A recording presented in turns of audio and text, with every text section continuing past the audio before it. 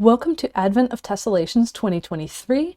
I'm Madonna Yoder, and I hope you will join hundreds of origami folders around the world in folding this daily challenge to increase your origami tessellation folding skills, so the twists and repeating patterns folded all from a single sheet of paper.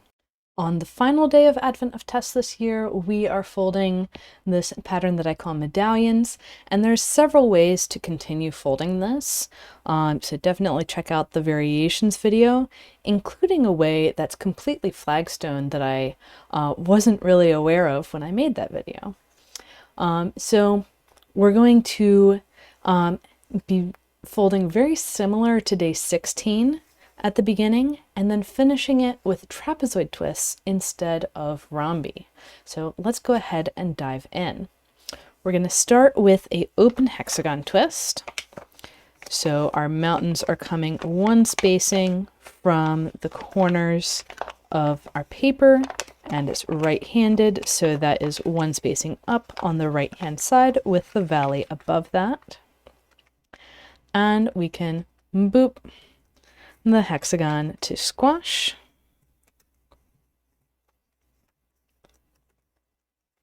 And make sure everything is nice and smooth.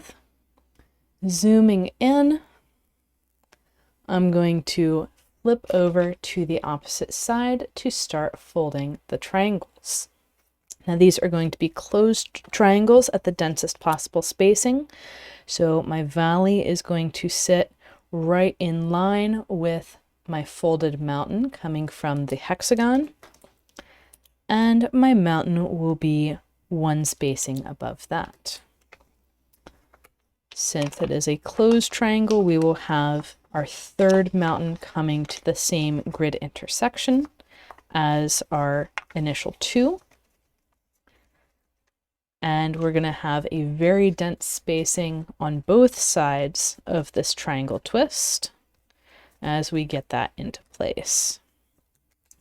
Now, just like day 16, and really days 14 and 15 feeding into it, we're going to need those compound wraps as we set up the next triangle.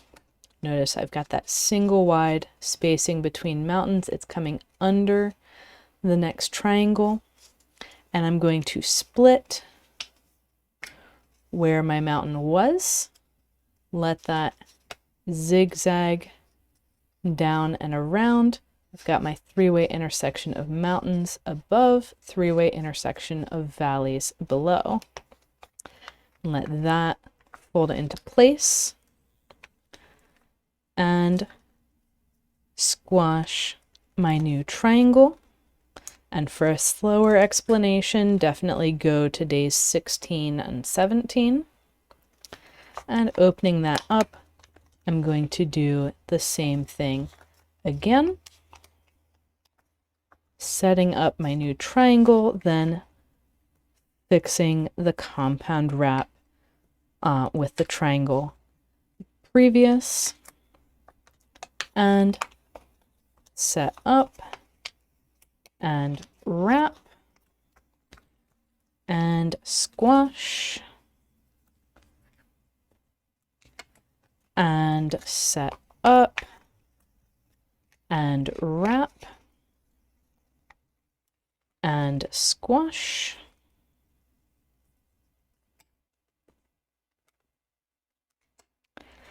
and then for my final triangle, the setup is going to be a little bit more involved. I'm going to have that valley that's going to pop down the mountain from the first triangle, and that valley is not going to continue straight. It's going to zigzag. So we've got three-way intersection of mountains here, three-way intersection of mountains here, and there's going to be another one on that middle pleat that's going to be our actual triangle twist. And then I need to set up the wrap on the triangle before as well and squash my new twist. once that's in place, I'll flip over to the front side and start folding my trapezoid twists. Now with this construction, we're going to have the middle edge of the 3 single depth edges of the trapezoid exactly touching the hexagon. So when I pop open my wrap, I can see I need to add a single depth pleat going out towards the corner. And you'll notice as I do that, there's a pleat wrapped on top, and that's not a problem actually. So I'm going to set that up, follow my middle mountain to be the mountain of my double depth pleat. Notice my valley is 2 spaces away there. And as I go to squash this, what I'm going to do is let this top layer kind of float over. So instead of being locked around, I'm letting it float up and over so I can squash my trapezoid and still keep this pleat in place without adding any extra creases anywhere. From there, I'm going to come to my next set of wrapped pleats. I'm going to pop that open. Notice this is the mountain that looks like the through line of the rhombus from day 16. That's going to be my mountain that I keep for the double depth pleat. And I need to add a new pleat out in this direction, and this is pulling paper in from the back. I don't really want to do that. So what I'm going to do is open up. My valley is coming through here. It's going to hit that mountain that's already existing, and it's going to change direction. So if you're familiar at all with the Muraori corrugation, this is going to look very familiar. This is basically a compound wrap where the pleat that you're wrapping around is double depth. So my valley is doing this zigzag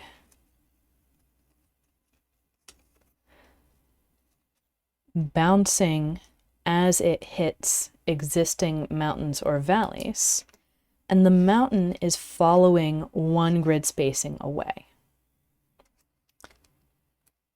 And then whatever fold it hit coming in goes out above the mountain. So in that way we can deal with our layers, not have anything bunching up, and set up our new trapezoid twist.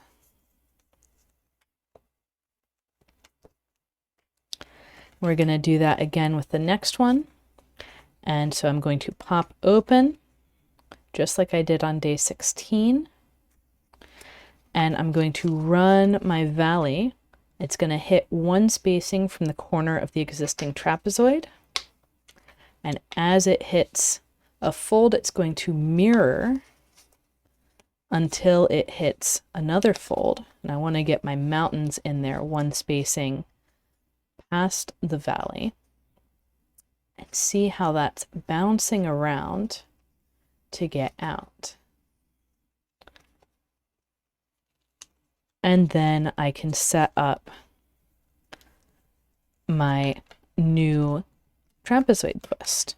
So this is an application of corrugations that's actually really helpful in folding twist-based tessellations with dense spacings. So we're going to open this up, run our valley through. Again, it hits this mountain coming from the tip of the previous trapezoid, 1 spacing out, and then reflects down until it hits the valley, and then it reflects out to hit the corner of the paper. And that all folds flat, and we can set up our double depth pleat and squash. And again,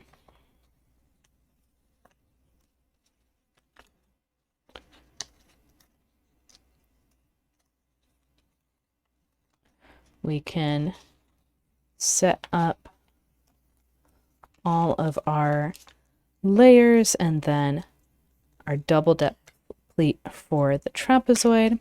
And now we're coming around to that final trapezoid. And we're going to start in the same way. So I'm popping that mountain up. I'm setting up my zigzag over the double depth pleat. And there's a little bit more that we need to do on this end. So the first thing is notice how the pointy corner of this trapezoid twist is down in a valley. We're going to need to pop that up.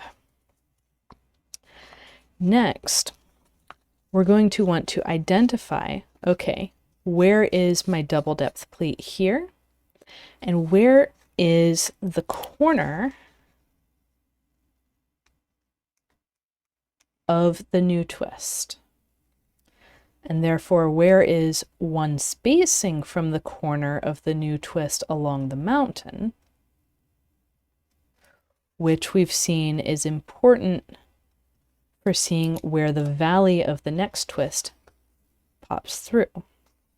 So once we've identified that location, we can set up our zigzag over here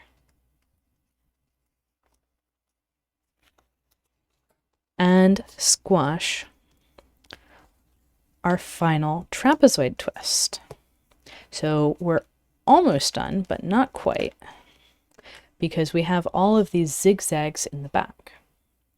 Now we can flip over, and what I'm going to do with those zigzags today is open up so that, okay, so we've got the whole zigzag here, and the points of interest really are this line where we have some folds coming through. We're going to put a valley on that line on the underlying paper, not on the stuff floating above. And then the other point of interest is this corner in here. So we're going to open up and have basically this squash of these two corners. And it's going to open, open, open, and this fold is constrained by how I meet the edge. And we can set up that entire corner.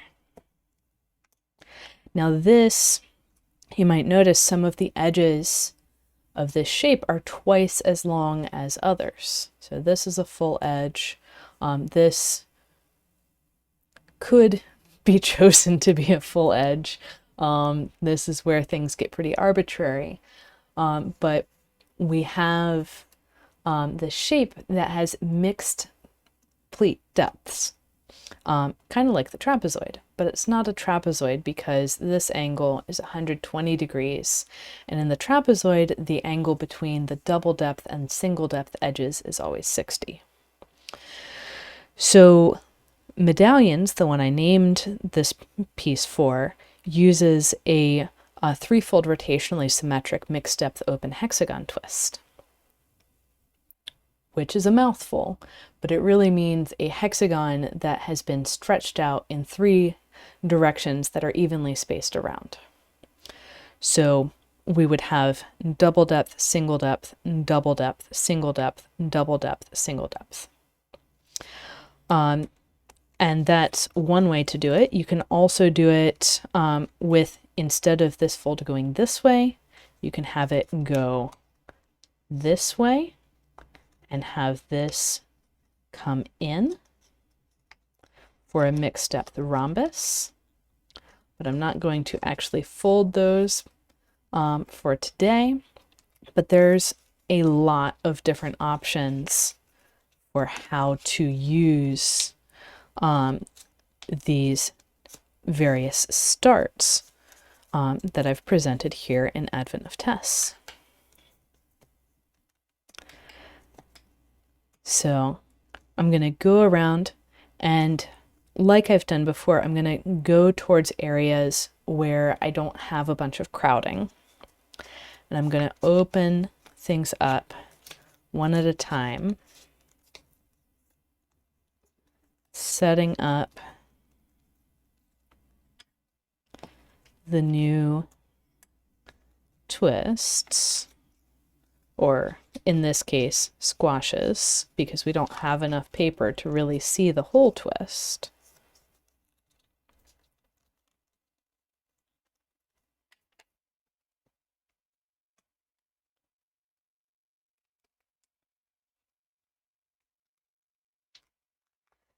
And one of the things that you might be interested in as you finish the Advent of Tessellation series is an ebook that I've put together on what are the crease patterns for these starts with more repeats. What do those look like with some of these alternate endings that I've been describing? And look in the description of wherever you're seeing this video to see how to get your hands on that ebook. So this last one, I decided to squash under the flap of the first one. But again, layering is something that a crease pattern can't tell you, so you get to choose.